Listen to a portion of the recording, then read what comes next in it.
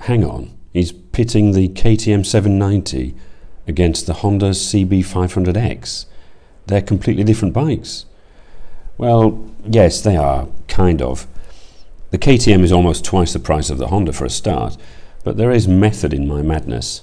I'm not so much seeking to answer the question, should you go out and buy the KTM over the Honda, but rather, which bike should you upgrade to if, like me, you've had your trusty 500X for a while and are now looking for your next bike? As regular viewers to this channel will know, I've already tried the 2020 Africa Twin, the BMW 1250 GS and the new Yamaha Tenere 700, none of which are really direct competitors to the 500X. And while I am quite happy with my Honda, I do like to change bikes every year or so, and I'm now looking for one that, if possible, has all of the Honda's good points, comfort, ease of use, low running cost, etc., while improving on what I see as the bike's main flaws, lack of power and vibrations above 6,000 revs per minute. So with that in mind, and as you can see here, I have borrowed what could arguably be called the Yamaha Tenere 700's closest competitor, the KTM 790 Adventure.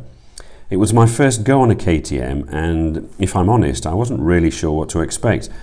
I was well aware of the brand's reputation for turning out very powerful, sporty machines, and so was looking forward to having a go on one. Unfortunately, the weather here in Lisbon at the moment isn't great, as you can see. The roads were greasy up in the hills, and there was a lot of wind by the coast. But I've ridden in similar conditions on my Honda many times, and so would be using this as a reference point. First impressions, well, it's a tall bike. I'm 6'3", but could only just flat foot, and my goodness, that seat is hard, and I mean really hard, like a church pew. The shape also tends to push you forward more than on other bikes, so that you find yourself constantly perched on the narrowest part, making it doubly uncomfortable. I kept consciously having to slide backwards, but even that felt odd because the backrest part where the pillion seat begins felt odd in the small of my back, more like a universal aftermarket add-on from eBay than a factory part. Pulling away from the dealers, I could also immediately feel how firm the suspension was. When I got the Africa Twin demonstrator a few weeks ago, the dealer had mistakenly left all the electronic suspension settings in their firmest positions, but the KTM was noticeably harder even than this. Combine this with a rock-hard seat, even compared to the Tenere's, which was pretty darn uncomfortable, and the splayed-out riding position, more of which later, and the KTM is not really the sort of bike I would want to cover hundreds of miles on, and indeed I could feel my bum numbing up after only about 30 minutes. I decided to head for some faster twisties in the Serra da Sintra hills to see what the bike was like on and off-road. A short stretch of motorway revealed the poke of the 95 horsepower engine, although to be honest, subjectively and at these speeds it didn't feel that much more potent than the Tenere's 72 horsepower. The KTM has 89 newton meters of torque as opposed to 68 of the Tenere, so I suppose on paper the KTM has a significant power advantage, but this doesn't really translate into much of a difference on the road. Both bikes offer ample power and feel significantly stronger than the CB500X, but also quicker than the 100 horsepower Africa Twin. The Yamaha's engine is a real gem that belies its fairly ordinary specs.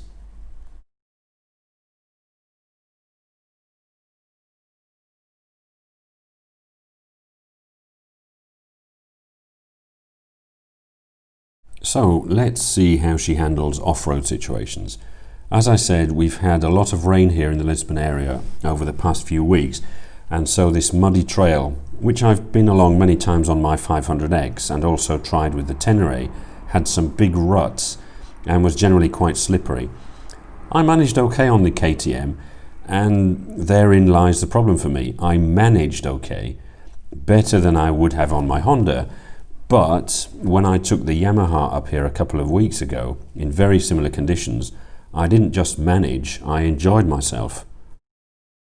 The KTM feels as though it's been designed for hardcore off-road exploits, the sort that are above my pay grade if I'm honest.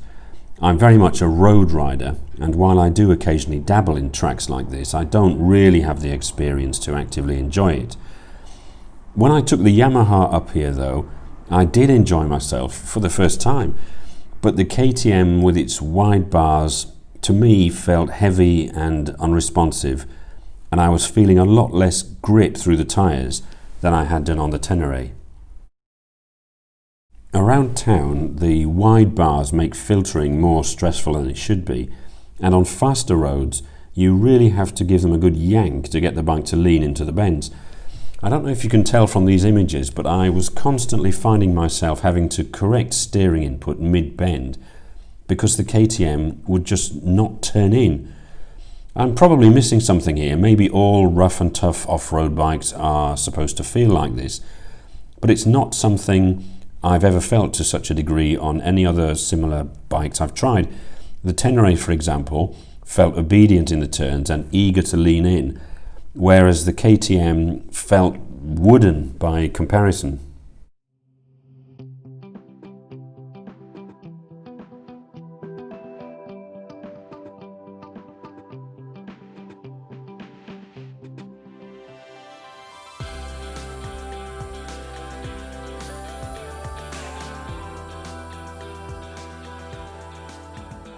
So how about the way the bikes look? Always an important criteria for me personally when I'm choosing a new bike. Well, I have to confess that I've never really been a huge fan of the way KTMs look. They're too spiky and orange, but they are at least distinctive and make Hondas look a bit boring, which between the two of us they are. That said, this white paint finish on the 790 does look good and is definitely to be preferred over the ubiquitous orange. The finish is good, but nothing special. It's on a par, I'd say, with Honda or Yamaha, but a notch down from BMW or Triumph. So is there anything that really stands out with the KTM as being above average, the sort of feature that makes you feel all warm inside when you touch it or look at it? Well, the dash is nice, it's legible, it's bright, plenty of information, but apart from that, no, this bike doesn't really do anything for me. That said, I never turn around in my garage to have one last look at my CB500X either, so I guess it's inherent in this type of bike. You use them rather than admire or treasure them, which is fair enough. So in conclusion, what did I like about the KTM and what was I disappointed about? Well, the engine is a good one, and with 92 horsepower it should provide ample power for all situations, and it doesn't have stupid power either, which is always an advantage off-road. The fueling is good, both around town and along the slippery forest trails, which is something I can't say about my 500X. The grip from the stock tyres in these greasy conditions that I had on the roads, as you can see during the test, wasn't the best, but that's easily remedied. The bike is well put together and it feels tough, more say than the Africa Twin. It feels more like a hardcore adventure bike that, to be honest, I'm not qualified to ride yet, whereas the Tenere felt more accessible and more of an all-rounder to me. Given the price, which is around 13,000 euros here in Portugal, I was expecting a bit more in terms of desirability. I've no doubt that the KTM is supremely competent at doing what it was designed to do, but I frequent roundabouts more often than I do mountain passes or deserts, and I just couldn't find anything to love about the bike. As I said in my Tenere review, links to these videos at the end, if I wasn't about to sell my soul to pay for the Triumph Rocket, which incidentally should be here next week, then I would swap my 500X for the Yamaha in a heartbeat. The KTM didn't leave me similarly convinced. I just didn't desire it, I didn't want it, and I handed the keys back to the dealer with pretty much total indifference. So just to recap then, in my quest to replace my venerable Honda, I have tried the BMW 1250 GS, the Yamaha Tenere 700, the Africa Twin, the new model 2020, and now the KTM 790. And my first choice continues to be the cheapest of all those bikes, the Yamaha Tenere 700 that I tried a couple of weeks ago. The BMW GS is fabulous, but way too expensive once you've spec'd it up with the obligatory options. I really wouldn't fancy taking it off-road. The Africa Twin has become too laden with expensive electronics and other unnecessary, for me, gadgets. It's nearly as expensive as the BMW, but it doesn't feel as premium. And as you've seen in this video, the KTM just left me, well, cold really. I didn't like the riding position, the rock-hard seat, the firm suspension, and the engine really wasn't any better than the Yamaha's 70 horsepower, despite boasting 20 horsepower more. Sorry KTM. As always, thanks for watching.